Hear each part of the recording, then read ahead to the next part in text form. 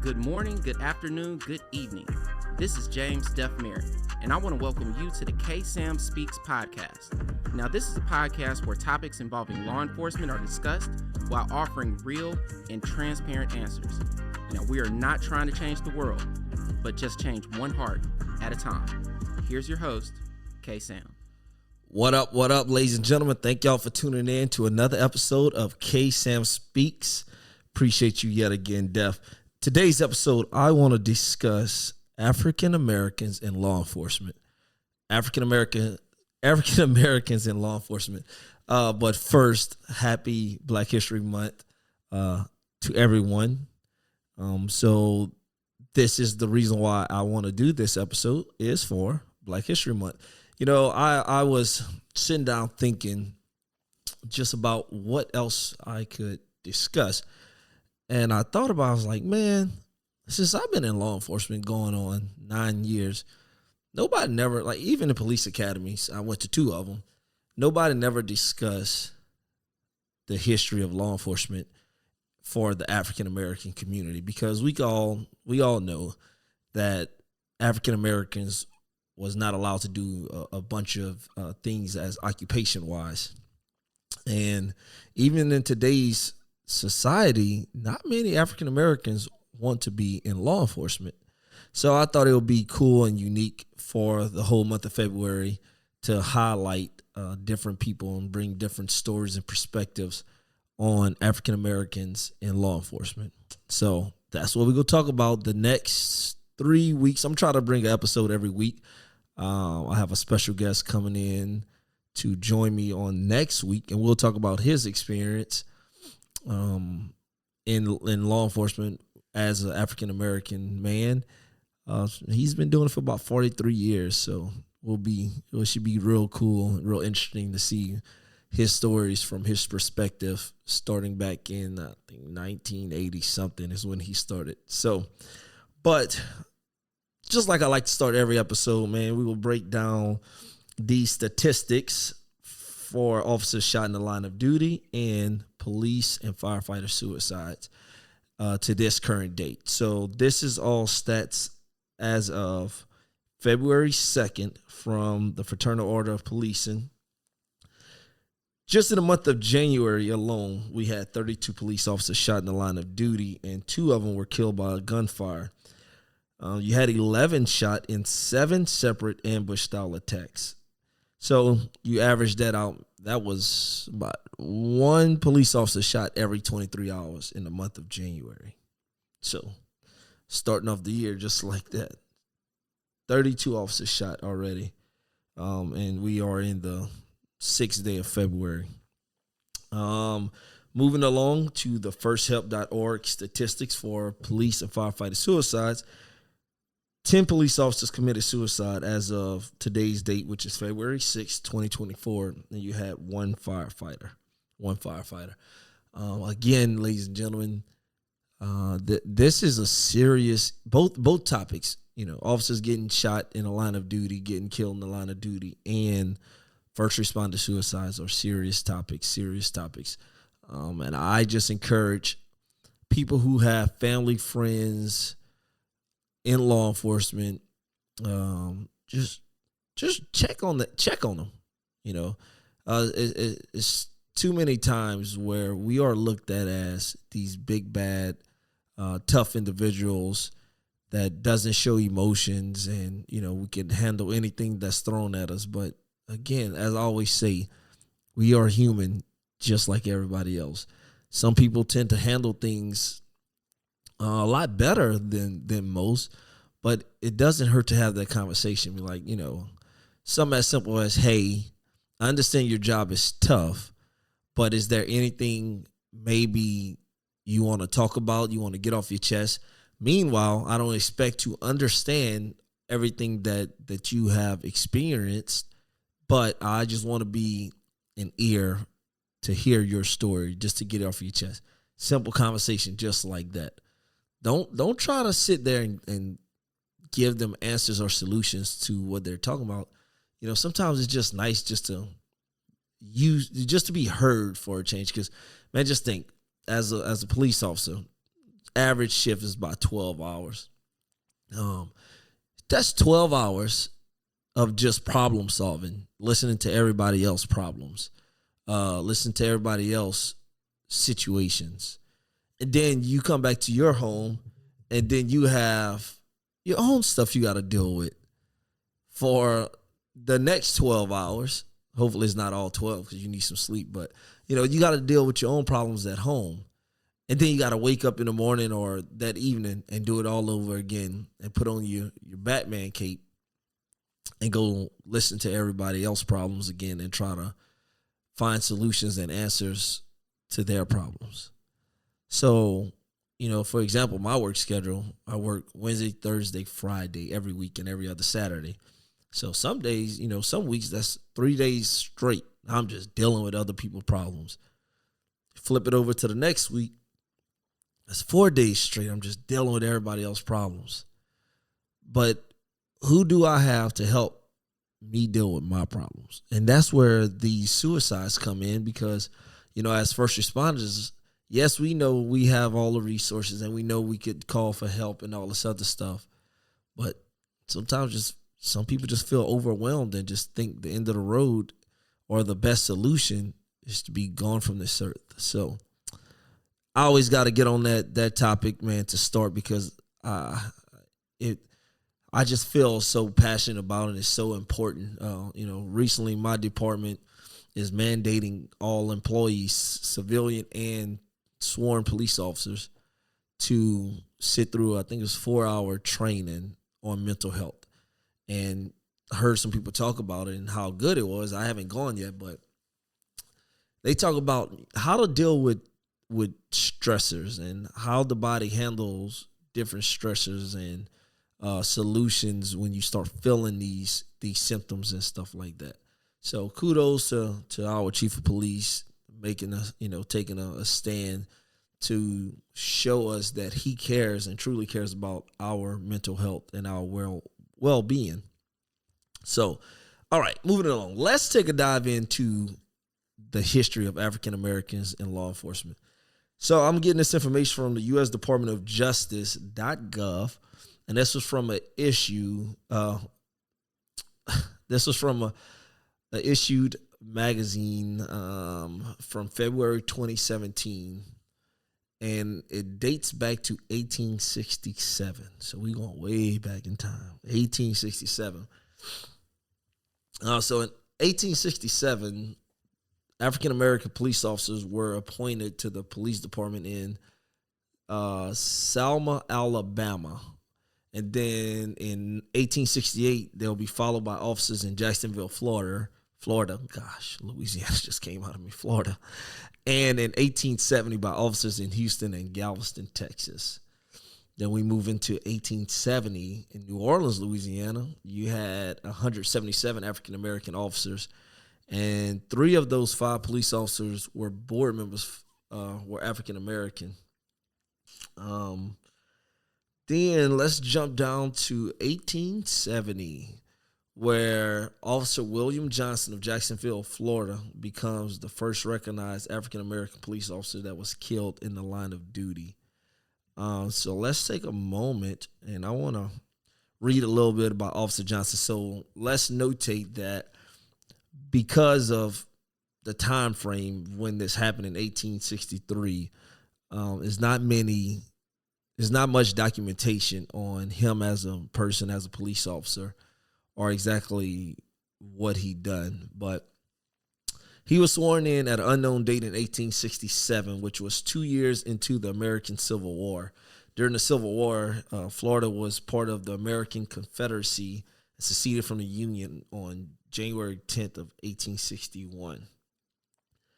So let's fast forward to that. So since Officer Johnson was sworn in as an officer in 1863, which was prior to the Union Army occupation and after the passing of the town ordinance, it was likely, so they assuming he was a free man rather than a slave. So he was short-lived because he died on April 12th of 1870, his time as a police officer. So from what they documented, he was investigating, I think they said a drunk person, a call for service, where a man picked him up, threw him on the ground, causing fatal injuries, which led to his death 2 days later. He was only 35 years old. Again, due to the era in which he served, it's not many, like they don't have no photos of him or not much details behind the story. But Officer William Johnson was the first black police officer that was notated, African-American police officer that was notated to be killed in the line of duty. Then you have Bass Rivas, who was appointed as the first African-American deputy U.S. Marshal. In 1916, Georgia Ann Robertson becomes the first African-American woman police officer. She served on the Los Angeles Police Department. 1941, William B. Lindsay becomes the first African-American state trooper hired by Illinois State Police. In 1966, you have Sheriff Lucas Emerson, and he was the first elected African-American sheriff serving in Macon County, Alabama. And then in 1972 is when the National Black Police Association is chartered. 1976, the National Organization of Black Law Enforcement Executive is founded. And just kind of give a little bit history and details on the National Black Police Association. So their main objective is to promote good racial relations and equality of opportunity within police services of the United Kingdom. And essentially, they work to place fairness at the heart of the police agenda. They do this by taking forward initiatives for the progression of minority officers and staff, such as mentoring schemes and leadership programs, women policing projects supported by the National Institute for Leadership and Empowerment.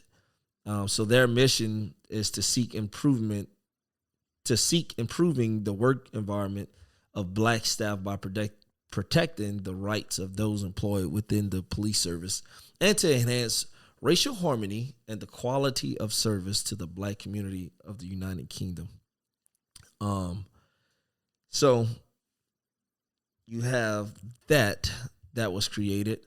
And let me notate this, that as I was researching all this information I'm reading to y'all was new to me a couple days ago when I started researching it. So going into 1988, Willie L. Williams becomes one of the first African-American police commissioners. He served in Philadelphia and would subsequently become the first African-American commissioner of the Los Angeles Police Department in 1992. So again, this was as of 2017. This article was put out. And at that time, you have approximately 58,000 African-American police officers that work in police agencies today. So I just done a little research and just kind of put in perspective. This was the data for U.S. police officers as of 2021. So in 2021, 73.4% of police officers workforce were white, of which 11.8% were women and 88.2% were men. So races such as black and two or more races, the black had 13.8%. So as of 2021, you have 533,623 white males that are police officers, 71,529 white females that are police officers. You have 84,231 black males that are police officers, and you have 29,273 black females that are police officers. And this is all out of approximately 825,000 police officers across the country. So brings me to a good point. how it's always said how you have so many police officers across the country, but yet when one police officer or a group of police officers does wrong against the community, how crazy it is to say that the good has to suffer for the bad, because it's such a small percentage of bad police officers across the country. Out of 825,000 police officers across the country, at an approximated number, I'm sure they have some bad police officers out that bunch. I'll probably even give, maybe, just to throw out a number, 50 to 100,000 police officers that are probably the bad apples out of the bunch. What percentage that is, I don't know. But again, just to show and put in perspective how it's wild saying that the good has to suffer for the bad and that all cops are the same. You know, how can you say that 825,000 police officers are all just alike? Everybody's just alike. It really doesn't make sense. So man, but the problem is with these numbers is, how can we get more African Americans or minorities to sign up to be the police these days? People have so many different reasons of why they don't want to join this profession. Whether, I just don't like the police, or I was mishandled by the police. I don't want to go work for the white man. I don't want to become a pig. I don't want to become a sellout. Or somebody told me the other day, man, I couldn't do your job. I was like, why not? I was like, man, I don't have the patience for that. I'll end up in prison. So, yeah, it's easier said than done. But when you put it in perspective, like, okay, do I just lose my cool and do something crazy and end up in prison? Or do I just not take nothing personal and make sure I make it home to my family at night and just keep it pushing? So there's a lot of perspectives that goes into this. Another fun fact. I think I said fun fact. Take that back.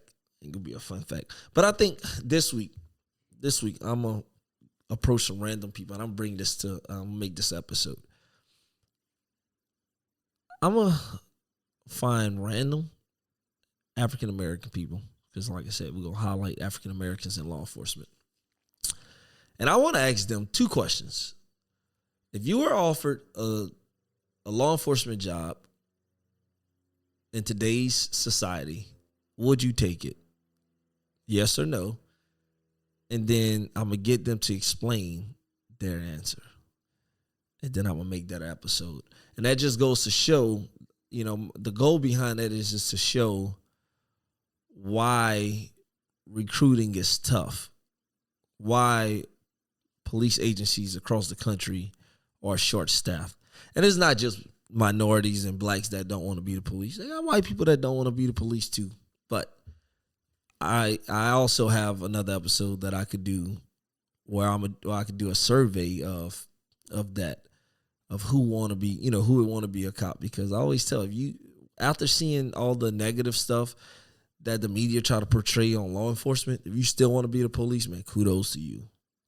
Because it's tough coming into a profession knowing that in some areas of the country, some areas of your city that you choose to work for, that you are hated.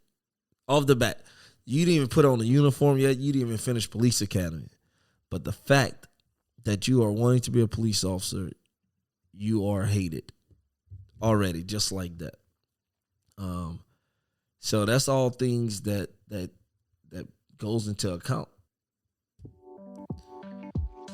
So with that being said, ladies and gentlemen, this is the end of this episode. But before I go, as always, I want to leave y'all with a word of encouragement. Today's message is: train your mind to remain calm in every situation. Train your mind to remain calm in every situation. Again, ladies and gentlemen, thank y'all for tuning in to another episode of K Sam Speaks Podcast. Make sure to follow all social media platforms, Facebook, Instagram, and be sure to like, subscribe, and share the new YouTube channel. I'll talk to y'all later.